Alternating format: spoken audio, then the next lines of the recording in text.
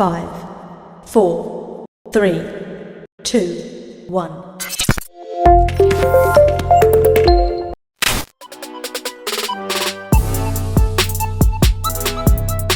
Assalamualaikum para penggila catur. Selamat datang kembali di channel Mesin Catur. Bersama saya Bang Kemal. Kalian semua bisa memanggil dengan menyingkat nama saya menjadi Bang Ke. Di video kali ini, saya akan menghadirkan partai menarik antara Daniel Dubov versus Ivan Šarić. Pertarungan ini terjadi pada tanggal 1 November 2021 dalam event VideChess.com Grand Swiss 2021. Tanpa banyak memikirkan resesi global yang katanya akan terjadi pada tahun 2023, langsung saja kita hamparkan sajadah. Salah, papan catur maksudnya. Yoah gasken mang. Daniel Dubov berada pada posisi putih. Sedangkan Ivan Šarić berada pada posisi hitam. Dan saya, berada pada posisi, kecebur di got. Dubov mengawali permainan, dengan pion E4.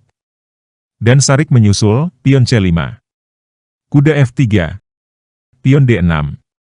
Dubov langsung memberikan shock terapi pada lawan, gajah skak. Kuda menghalangi. Dan kita berada dalam, pertahanan Sisilia, serangan kanal. Dubov mengamankan raja ke dalam istana.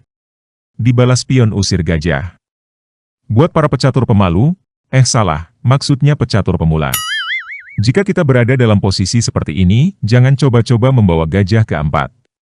Karena hitam, akan mendorong pion ke B5. Kalau gajah mundur, hitam akan mendorong pion lagi, ke C4.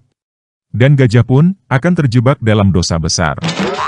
Oleh karena itu, Dubov menarik gajah ke D3. Langkah ini bukan langkah buruk ya guys. Meski menghalangi keberadaan pion D2, pada langkah selanjutnya, putih akan mendorong pion ke C3, memberi ruang buat gajah untuk bersembunyi bila diperlukan. Hitam melanjutkan permainan dengan menjampingkan kuda ke F6, pion C3, pion B5, pion A4. Kemudian gajah fianchetto. Lalu terjadi pertempuran yang cukup sengit di sayap menteri. Pion makan, benteng makan benteng, menteri makan balik. Dubov tak terburu nafsu menyolek pion B5, karena kedua perwira hitam juga sedang mengawasi pion E4. Dia lebih memilih mengembangkan kuda ke A3. Pion langsung mengusir. Kuda kabur ke B5, memberi ancaman forking ke petak C7. Menteri naik ke E5, menjaga petak yang diincar kuda. Dubov ambil pion, Šarić ambil balik.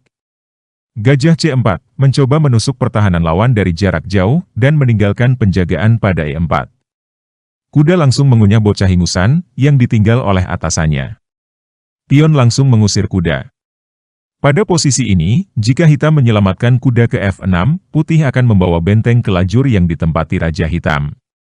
Jika pion maju memperkokoh pertahanan, gajah akan bergerak ke D4, menekan D6 2 kali. Pion menyelamatkan diri, sambil menyerang balik, akan dijawab gajah serang menteri. Menteri kabur ke A8, gajah mundur ke G3.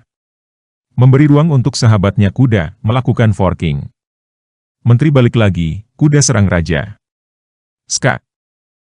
Raja menghindar ke D8, gajah B5, berencana menghabisi kuda. Kuda jumping ke H5, menghilangkan tumpuan kuda lawan, dibalas kuda makan anak. Skak. Pion pukul kuda, gajah cocor kuda. Raja cocor balik, kuda skak. Raja mingser ke C8, menteri gebuk kuda. Dan raja hitam berada pada area terbuka, yang nantinya sangat rentan untuk diserang. Oleh karena itu, Ivan Šarić membiarkan kuda ditekan pion. Dia mendorong pion, menyerang balik gajah. Dubov membiarkan, dia mengirim gajah ke F4, menyokong kuda, untuk menyerang raja. Pion menghalangi niat jahat gajah putih. Dubov langsung memukul pion. Dibalas pion pukul gajah, pion pukul balik, mengancam skakmat. Tentunya, kuda langsung menghabisi sesama kuda, yang jadi sokongan menteri, yang akan melakukan skakmat. Gajah habisi balik. Gajah gelap hitam keluar kandang, dengan tujuan memberi ruang buat raja, mengungsi ke dalam istana. Namun, Dubov tak membiarkan hal tersebut terjadi. Dia menggeser gajah ke D6, memaksa hitam melakukan pertukaran perwira. Dan pertukaran tak bisa dihindari. Gajah makan, kuda makan, skak. Kuda makan. Menteri membalas. Ini membuat raja tak bisa menyelamatkan diri ke dalam istana karena terhalang menteri. Gajah terpaksa mundur untuk memutus jalur terbuka yang akan digunakan oleh benteng menyerang raja. Benteng skak. Gajah menghalangi. Benteng bergeser ke D1, memberi bantuan pada atasannya menyerang raja lawan. Menteri terpaksa mundur, membantu pertahanan. Dubov mendorong pion bebas, menggapai petak promosi. Menteri C8. Pion terus melaju.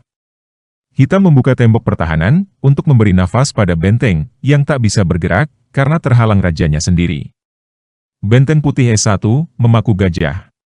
Benteng hitam keluar kandang, memberi tatapan tidak langsung pada menteri. Dubov membawa benteng ke E5, berniat mengancam Royal Pin.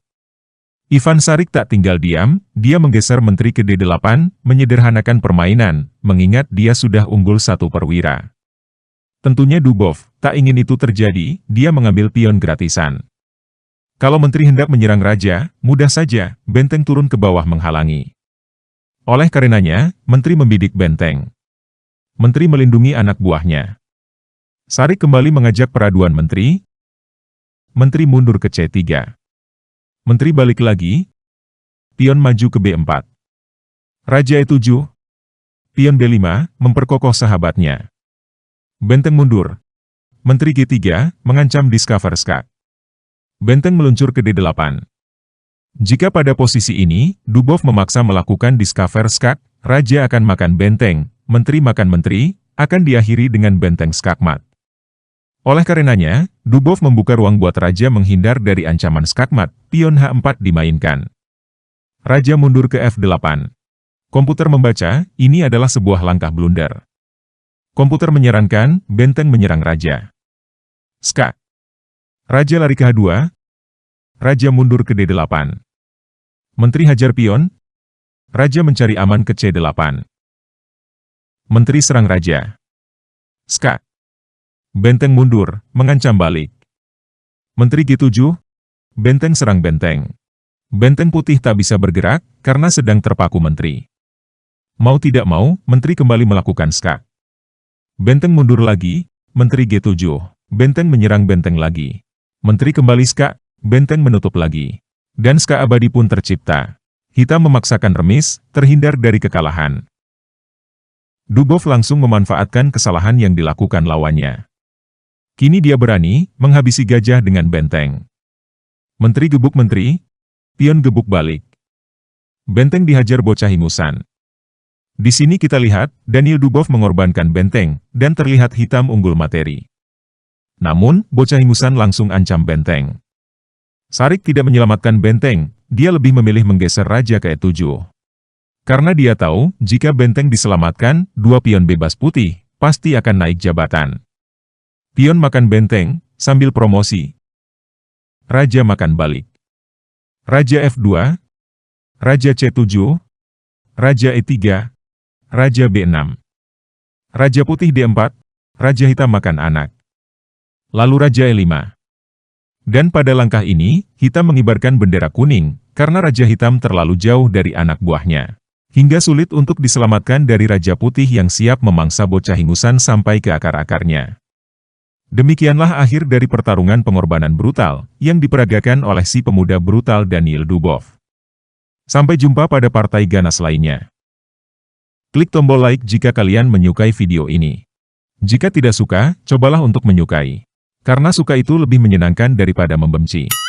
Akhir kata, I'm gonna miss you, bye-bye and miss ya. Wassalamualaikum warahmatullahi wabarakatuh. Merdeka!